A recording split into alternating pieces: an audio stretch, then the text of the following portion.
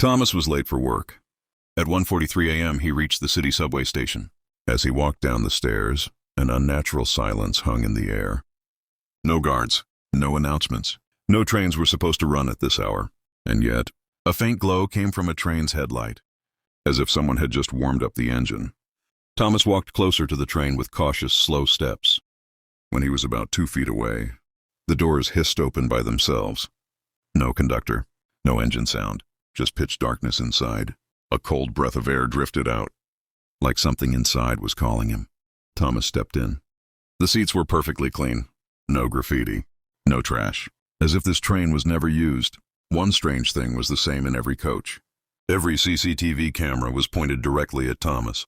All lenses quietly turned toward him, as if they were waiting. He checked his phone. 1:47 a.m. The train jerked slightly as it started moving. He checked again. Still 1:47 a.m. His watch also showed 1:47 a.m. The train was moving, but time wasn't. Thomas thought he was alone, but when he turned back, a man was sitting in the last seat. Gray suit, bowler hat, face just pitch black shadow. The man sat completely still, then slowly turned his shadowed face toward Thomas. The shadow man stood up without making a sound.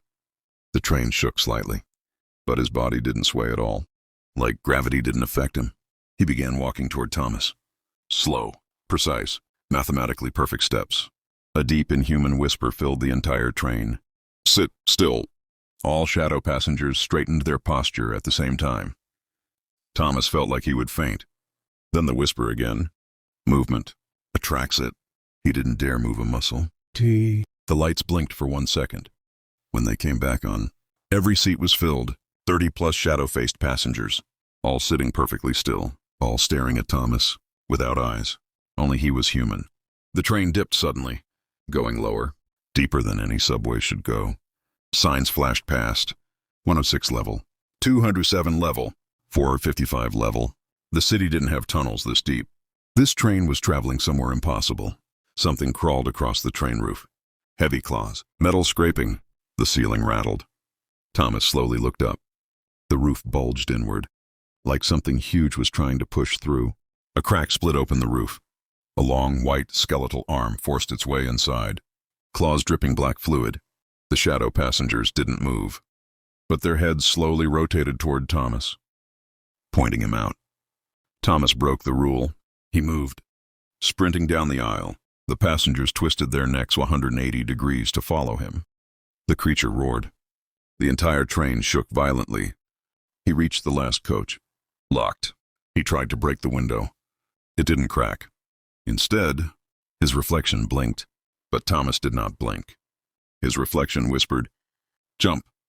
The creature dropped fully inside, a skinless blind monster with an exposed ribcage. Thomas panicked and leaped through the half-open doors, falling into the dark tunnel. Crawling through the tunnel, Thomas found a staircase.